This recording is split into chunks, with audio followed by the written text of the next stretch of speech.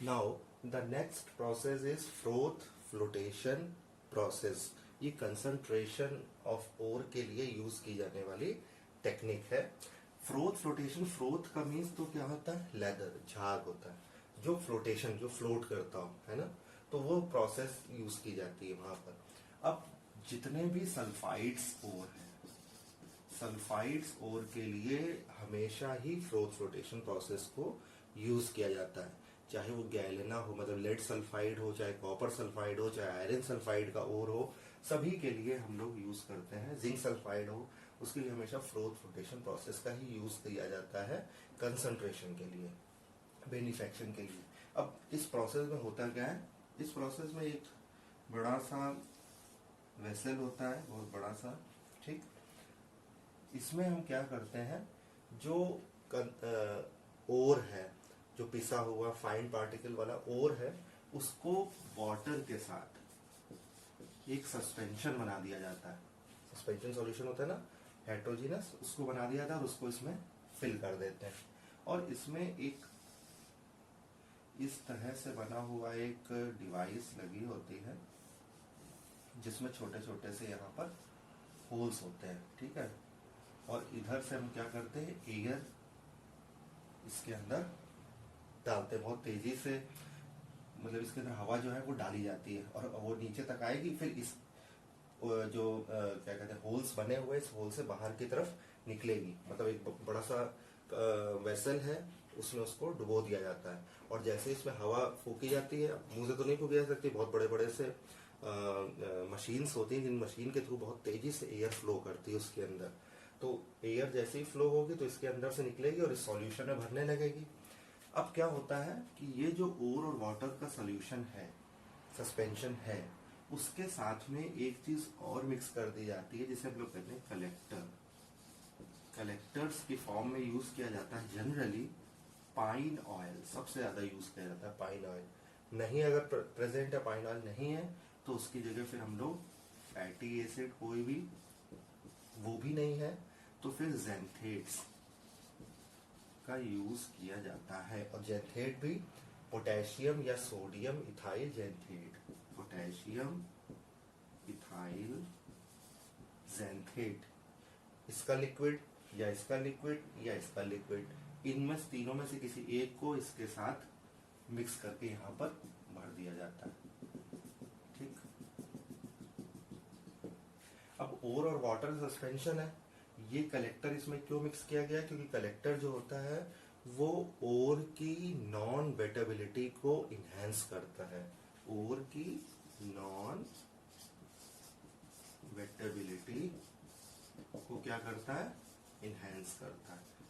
Means ओर जो है वो वाटर के साथ मिक्स है, तो इसका जो फंडा है मेन, वो ये है कि ओर की जो इम्प्योरिटी है वो तो वाटर के साथ नीचे ही रह जानी चाहिए, जबकि ओर में जो क्रूड मेटल और प्रेजेंट है वो कहाँ जाना चाहिए, फ्रोथ बन के ऊपर की तरफ आना चाहिए।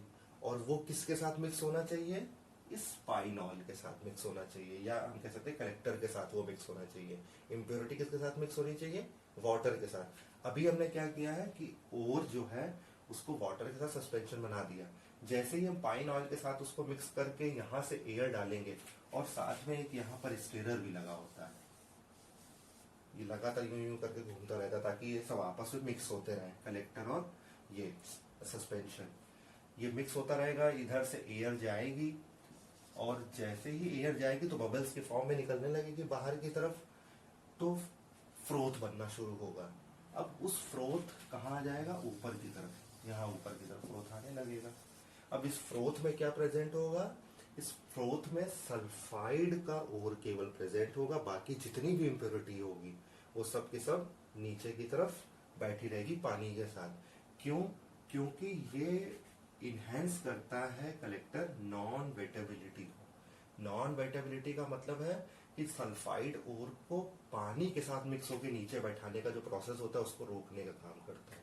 तो इसीलिए वेट मतलब गीला, तो पानी से गीला होने से बचाता है, इसको इनहेंस करता है कि पानी से गीला ना हो पाए और वो सब का सब ऊपर की तरफ आ जाए। तो ऊपर की तरफ यहाँ पर फ्रोथ आ जाता है, उस फ्रोथ में क्या होगा, सल्फाइड ओर प्रेजेंट होगा।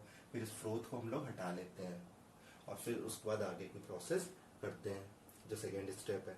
लेकिन फ्रोथ भी आ जाता है, मान लीजिए फ्रोथ भी आ गया, लेकिन अगर ये जो स्टेरर लगा, अगर स्टेरर हम रोक दें तो फ्रोथ थोड़ी देर बाद नीचे बैठ जाएगा। घर में आपने देखा होगा मथानी होती है, उससे हम चलाते हैं स्टेरर से, तो फ्रोथ पहले ऊपर आता है दूध में या किसी चीज में, और जैसे ही आप उसको मथना बंद कर दीजिए तो फ्रोथ थोड़ी देर बाद नीचे बैठ जाएगा, फिर से दूध जैसा ही हो जाएगा वो। तो यानी फ्रोथ को हमें स्टेबलाइज करना है, तो फ्रोथ स्टेबलाइजर का यूज किया जाता है ताकि फ्रोथ बन जाए तो वो बना रहे वापस सॉल्यूशन में नीचे ना बैठ जाए। तो हम क्या मिलाएंगे इसमें, फ्रोथ स्टेबलाइजर। अब जो फ्रोथ स्टेबलाइजर मिलाया इसके अंदर, वो फ्रोथ स्टेबलाइजर होता है या तो एनिलीन हो सकता है या तो क्रिसॉल हो सकता है, ठीक। इन दोनों में से कोई भी एक इनके साथ मिला दिया जाता है तो वो फ्रोथ को ऊपर ही स्टेबलाइज रखता है, वापस इसमें बैठने नहीं देता। तो प्रोसेस सिंपल है।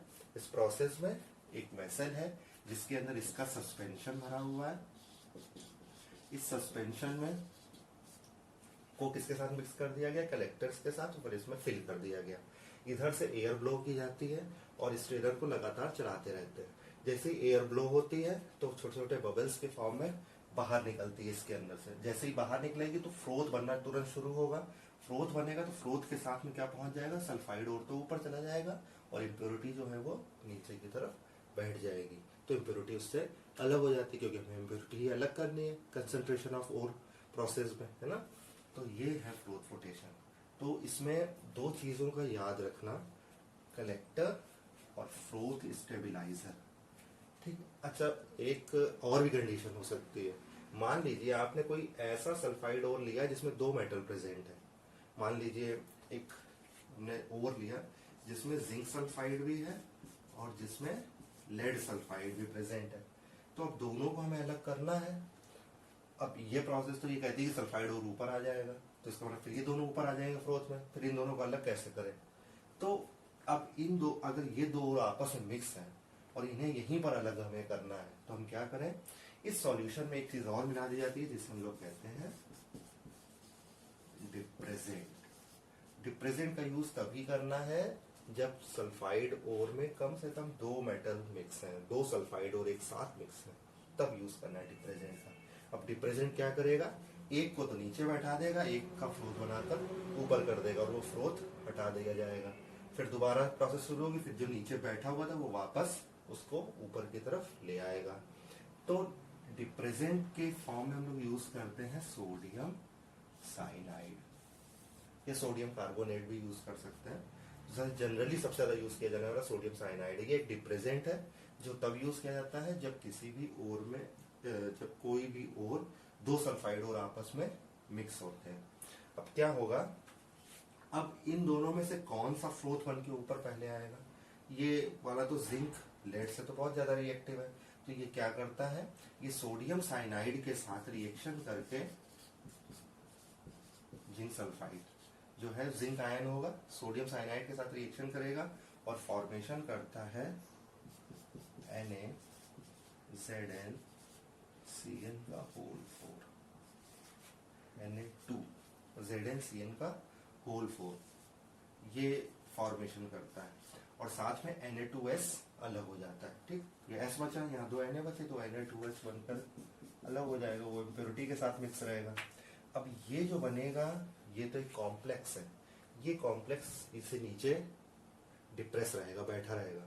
और ये जो लेड सल्फाइड है, क्योंकि ये सोडियम साइनाइड के साथ रिएक्शन करके कॉम्प्लेक्स का फॉर्मेशन नहीं कर रहा, इसलिए फ्लोथ बन करके ऊपर आ जाएगा। फिर इसको हम लोग अलग कर लेंगे। फिर ये जो सब्सटेंस बनेगा, इस सब्सटेंस को वापस हम लोग किसमें कन्वर्ट कर देंगे, जिंक सल्फाइड में, ताकि उसका फिर से फ्लोथ बन सके और वो ऊपर की तरफ आ सके। यानी इस प्रोसेस को वापस कन्वर्ट करने के लिए इसमें इलेक्ट्रोलाइट मिला देते हैं, इलेक्ट्रोलाइट वापस इसको कन्वर्ट कर देता है जिंक सल्फाइड में और फिर दोबारा वही प्रोसेस शुरू होती है। इसको स्टेरर करते हैं, स्टर करने के बाद एयर ब्लो करते हैं और फिर ये फ्लोथ बन के ऊपर की तरफ आने लगता है। तो इसीलिए ये प्रोसेस इंपॉर्टेंट है। तो ये प्रोसेस बोर्ड में ऐसे कभी नहीं पूछी जाती है कि फ्लोट फ्लोटेशन को एक्सप्लेन करे, छोटे छोटे से टर्म याद रखिए इसमें। कलेक्टर्स का काम क्या है? वेटेबिलिटी, नॉन वेटेबिलिटी को एनहेंस करना। कौन से हो सकते हैं वो नाम याद रखिए। फ्रोथ स्टेबलाइजर का क्या काम है? डिप्रेजेंट का क्या वर्क है, क्या इसका एग्जाम्पल है, कौन सा कंपाउंड का फॉर्मेशन करता है। तो ये सब चीजें आप अपने दिमाग में बैठा लीजिए, याद रखिए। Froth flotation process, it's important, very important process. Now the next process is leaching. Leaching का मीन्स कि किसी भी जो ओर है उसको मिक्स करना है किसी सुटेबल रिएजेंट के साथ, और रिएजेंट के साथ मिक्स करने पर ओर केवल डिसॉल्व होना चाहिए इस रिएजेंट में, जबकि इम्प्योरिटीज अनडिसॉल्व हो उसमें। तो ऐसे प्रोसेस को हम लोग बोलते हैं लीचिंग। अब लीचिंग नोबल मेटल्स के लिए भी यूज की जा सकती है, लीचिंग रिएक्टिव मेटल के लिए भी यूज की जाती है। जनरली लीचिंग प्रोसेस हम लोग एल्यूमिनियम के लिए यूज करते हैं। तो एल्यूमिनियम का जो ओर है वो है बॉक्साइट ओर, और बॉक्साइट ओर में आयरन ऑक्साइड इम्प्योरिटी हो सकती है, सिलिका इम्प्योरिटी हो सकती है। अगर एल्यूमिनियम का हमें एक्सट्रैक्शन करना है तो उसके लिए हम लोग जो ओर लेते हैं वो कौन सा है? बॉक्साइट। और इस बॉक्साइट ओर में जो इम्प्योरिटी है वो Fe2O3 मतलब आयरन ऑक्साइड हो सकती है, सिलिका हो सकती है, टाइटेनियम डाइऑक्साइड हो सकती है। तो ये इम्प्योरिटीज है, इन इम्प्योरिटीज को अलग करना है। तो ये जो बॉक्साइट है किसी सुटेबल रिएजेंट में डिसॉल्व हो जाए, जबकि इम्प्योरिटी डिसॉल्व ना हो, ऐसे प्रोसेस को हम लोग लीचिंग कहते हैं। लीचिंग जो एल्यूमिनियम के लिए की जाती है उस प्रोसेस का नाम है बेयर्स प्रोसेस। और अगर सिल्वर, गोल्ड या प्लैटिनम के लिए हम लोग लीचिंग यूज करते हैं तो उसे मैकआर्थर प्रोसेस है, उसके थ्रू अलग करते हैं। तो हम लोग इसमें पढ़ेंगे बेयर्स प्रोसेस, जो आपकी बुक में गिवन है बेयर प्रोसेस। तो उसमें बॉक्साइट ओर को से ये इम्प्योरिटीज को अलग करना है। अब इस प्रोसेस में क्या होता है? बॉक्साइट का जो फॉर्मूला है वो है तो Al2O3 into 2H2O। इसकी रिएक्शन सोडियम हाइड्रोक्साइड से, मतलब इसको एल्कलाइन किया जाता है। वैसे तो इसका ऑक्साइड खुद एल्कलाइन है और उसमें एल्कलाई मिक्स किया जाता है,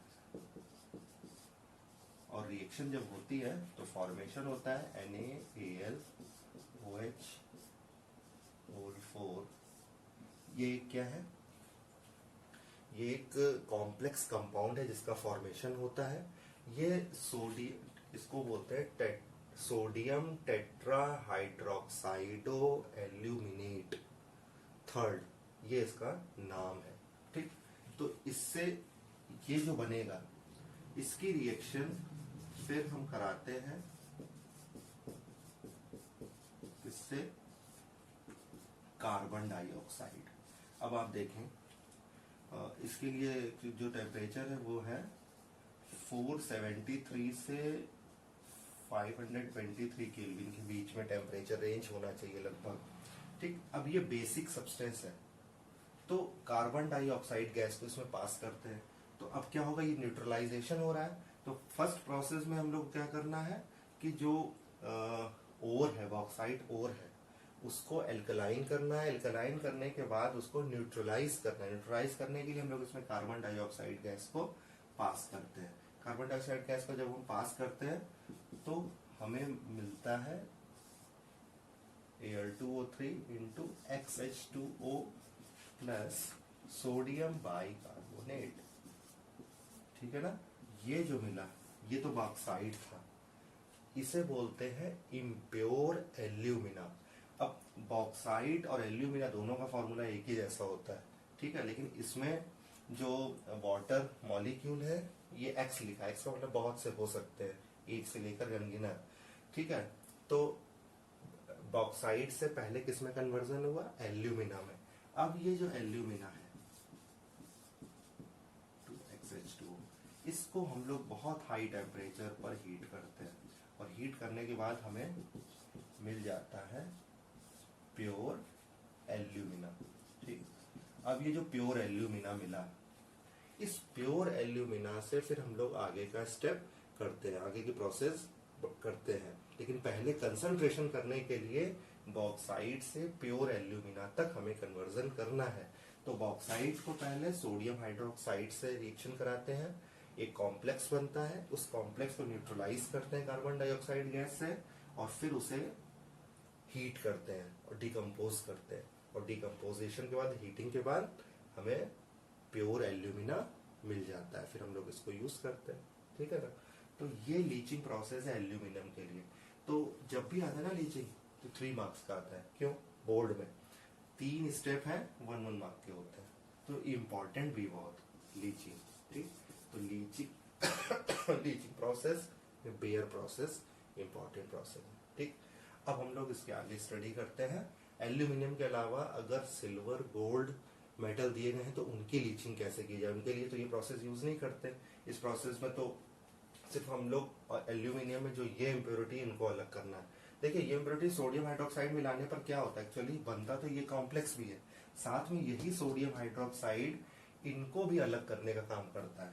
सोडियम हाइड्रोक्साइड Fe2O3 के साथ मिक्स हो जाता है, सोडियम हाइड्रोक्साइड SiO2 को हटाने का काम करता है, सोडियम हाइड्रोक्साइड TiO2 को भी इसके अंदर से कॉम्प्लेक्स बना के अलग कर लेता है। लेकिन हमारे लिए जो बेनिफिशियल कॉम्प्लेक्स है वो ये है, ये वाले इसके साथ जो कॉम्प्लेक्स बन रहा है वो तो इम्प्योरिटीज है, वो तो स्लैग है, वो अलग हो जाता है, ठीक है ना। तो इसको हमें केवल बनाना है, तो इससे हम लोग आगे की तरफ प्रोसीड करते हैं। तो इसीलिए इसका जो फॉर्मेशन है वो इम्पोर्टेंट है, ठीक। तो ये है एल्यूमिनियम की leaching. Black Arthur forest cyanide process, this leaching process is applicable for AgAU, है ना। अब इस लीचिंग प्रोसेस में, मैक आर्थर प्रोसेस में हम लोग क्या यूज करते हैं, देखिए एल्यूमिना का जब लीचिंग होता था तब तो हम लोग ने सोडियम हाइड्रोक्साइड का यूज किया था। इसके लिए हम लोग यूज करते हैं सोडियम साइनाइड या पोटेशियम साइनाइड का यूज किया जाता है। अब हमने आपको पहले ही बताया कि सिल्वर, गोल्ड है, प्लैटिनम है, ये सब किस कैसी स्टेट पे होंगे, नेटिव स्टेट पर होंगे। नेटिव स्टेट का मतलब है कि इनके साथ कुछ इम्प्योरिटीज होंगी जो हाइड्रोलिक वॉशिंग से अलग कर ली गई होंगी। अब हाइड्रोलिक वॉशिंग से अलग करने के बाद जो हमें इम्प्योर मेटल मिल रहा है, उस इम्प्योर मेटल को, Ag को हमें किसके साथ रिएक्शन कराना है, NaCN के साथ। वाटर NaCN का सॉल्यूशन है और ऑक्सीजन गैस इसमें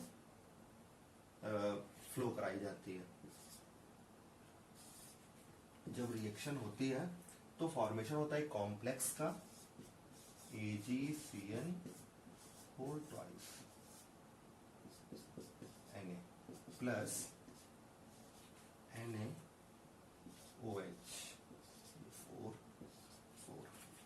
8 Na होगा, हाँ ठीक है ना।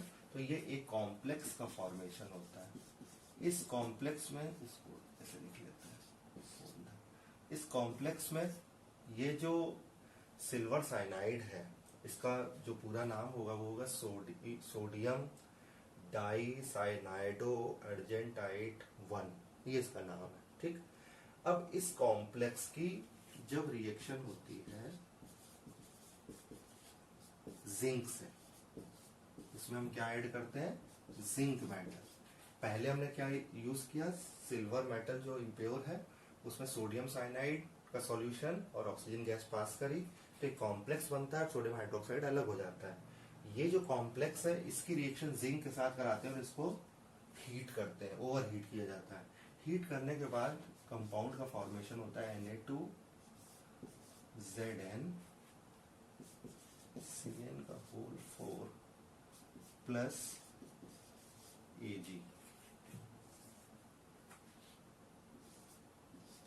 इसको ऐसे लिखना ताकि ये मतलब ये अलग हो गया ऐसे, और फिर से कॉम्प्लेक्स बनता है, ठीक। अब की बार जिंक का कॉम्प्लेक्स बनता है और जिंक क्या करता है, सिल्वर को हटाने का काम करता है। सोडियम को तो जिंक हटा नहीं सकता क्योंकि सोडियम तो ज्यादा रिएक्टिव है, तो जिंक केवल Ag को हटाने का काम करता है। लेस रिएक्टिव है तो वहां पर आ जाता है और Ag को अलग कर देता है। तो ये जो Ag अलग हो रहा है ये प्योर हो जाएगा, ठीक है ना।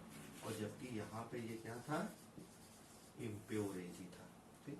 तो ये इम्प्योर Ag हाइड्रोलिक वॉशिंग से पहले इसकी इम्प्योरिटीज जो है उसको अलग किया गया। देखो इम्प्योरिटीज को गैंग भी कहा जाता है, ठीक है ना। बुक में कई जगह गैंग लिखो, गैंग का मतलब इम्प्योरिटीज ही है। तो इम्प्योरिटीज अलग की गई, गैंग अलग किया गया। उसके बाद जो कॉम्प्लेक्स बना उस कॉम्प्लेक्स की जिंक के साथ हीटिंग की गई तो फॉर्मेशन हो गया, जो जिंक मिले सिल्वर मिलेगा वो प्योर होगा, ठीक। तो ये इम्प्योर सिल्वर से प्योर सिल्वर का प्रोसेस है मैकआर्थर फॉरेस्ट साइनाइड प्रोसेस। तो ये लीचिंग में दोनों प्रोसेस आप याद रखना, और दोनों ही मोस्ट इंपॉर्टेंट प्रोसेस हैं। ये जो रिएक्शंस हैं इनको बाय हार्ट लर्न कर लीजिए, क्योंकि ये पेपर में आती हैं। पेपर में जब आता है तो केवल ये इक्वेशन ही लिखने के लिए आता है, प्रोसेस कभी एक्सप्लेनेशन आपसे नहीं पूछा जाएगा, चाहे लीचिंग एल्यूमिनियम का हो चाहे लीचिंग सिल्वर का हो। हाँ, एक चीज और, सिल्वर की लीचिंग है, इसी अगर गोल्ड की लीचिंग आपसे पूछी जाए तो बस इस एजी की जगह क्या लिख देना, AU कर देना। तो यहाँ AU हो जाएगा, यहाँ AU हो जाएगा, यहाँ AU हो जाएगा, ठीक है। तो AU लिख दीजिएगा उसकी जगह। तो प्रोसेस आपको सब यही करनी है एज इट इज, बस AG की जगह AU लिख देना अगर गोल्ड का आपसे पूछा जाता है।